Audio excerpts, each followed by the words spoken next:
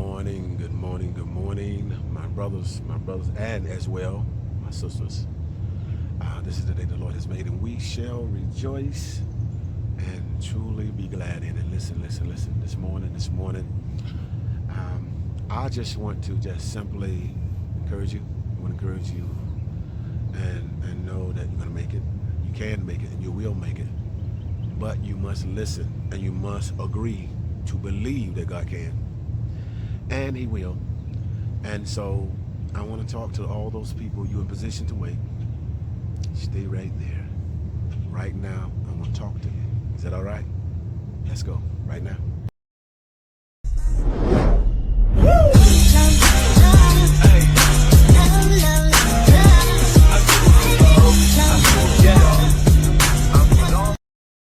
Well, good morning, my brothers and sisters in the Lord. I tell you, I want to greet you and say good morning. Hope everyone is doing well and hanging in there, and just staying focused and just believing, just simply just believing what you believe in, believing in what you believe in, believing your dreams. Because you know what, if you don't believe in something, you'll fall for anything. So if I say anything, I would say keep dreaming, keep trusting God, and keep believing that is going to happen, because it will. It will if you just keep waiting. If you keep hanging in there, you just outwait whatever it is that you're waiting on until it materializes. That's all you got to do. And so a lot of times people say, well, no, it ain't gonna happen. You just talking. Ain't nothing happened to me. Ain't nothing. God ain't blessed me. I ain't received nothing yet. It's just because you ain't wait. It's just because you ain't waited, or because you're complaining. Because you're saying what you're saying, that's why you hadn't received what you're receiving. That's why you hadn't received your blessing. That's why you hadn't received what you've been believing for, because of complaining. That's the only way. That's the only way that you can. If you hadn't received what you believe in God for, on whatever level and whatever degree, if you hadn't got nothing yet, it's connected to your faith. It's connected to your faith.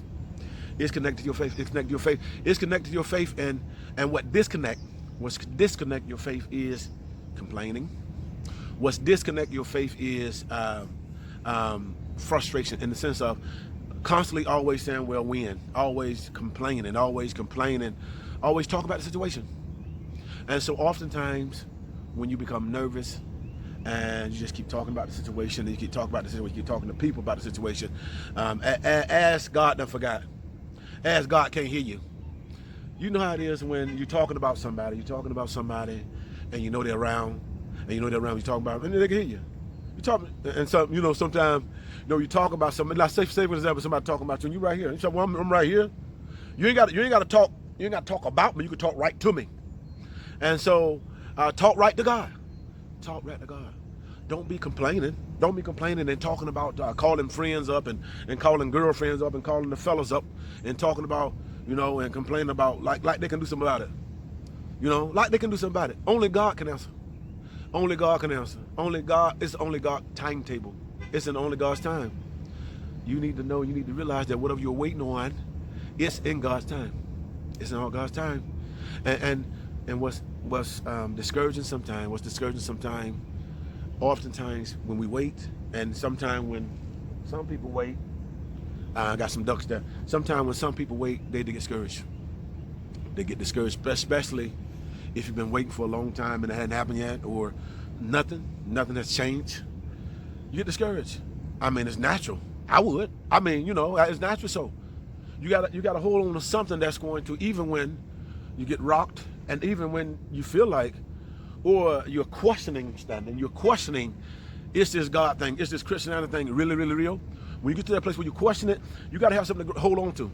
And that's faith, and that's having a relationship with God, And this is what God is weeding out of your life. He's weeding out things in your life that can have a relationship. That way, when you get in any kind of situation in your life, it doesn't matter what it is, because we go through some of the same things over and over again. We go through the same similar things, patterns. If you notice that the warfares that we face, they're similar in the sense that the season or a certain time, a certain act, or a certain episode that caused a certain attack. It happens all the time, the same time, similar.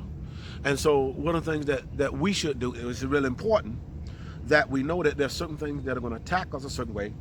And even when we feel like we're weak in certain areas, all we have to do is ask God to strengthen us in those weak areas. Strengthen us in those weak areas and say, well, God, wait, now you know there's certain areas that you're weak in. And there's certain times and there's certain seasons when certain warfares will hit you a certain way. Certain warfares will hit you a certain way. And so you know those certain warfares are hitting you a certain way, and you know you're weak in a certain way. Say, for example, there's a certain young lady that you might like. You might like her. You like her, but you want to be respectful. But every time you're around her, you're weak. And so what you have to do is to protect yourself. You have to, even when you meet this one particular lady, meet this lady in a crowd or where you're comfortable. And so what God wants us to do, He wants us to prepare. He wants us to prepare for warfare. He wants us to anticipate through His word. And so the closer you get to God, He will teach you how to anticipate the enemy when he come at you. See, because what happens, it's like recognized game. It's like when someone plays a game on you, if you pay attention, if you study the game, if you study what they're doing, the patterns, then you'll learn the game. And so, which means that when they try to come at you again, when the enemy try to come at you again, then you'll know, oh, no, I got you. I know yet. And then you'll know him. You'll know his game. Just like in the Bible, how God let the enemy know, the king of Assyria know that he knew his game. Well, he was going to try to set up an ambush on the Assyrians. He was going to try to set up an ambush on the Assyrians. But God spoke to the prophet the day before. And when God spoke to the prophet the day before, God knew what the enemy was going to do. And so when the enemy tried to show up, or when the enemy was in the place where he thought that God's people were going to be, God's people weren't there. And so this is what is God is doing with many of you if you patient, you remain patient, and wait on God. Wait on God.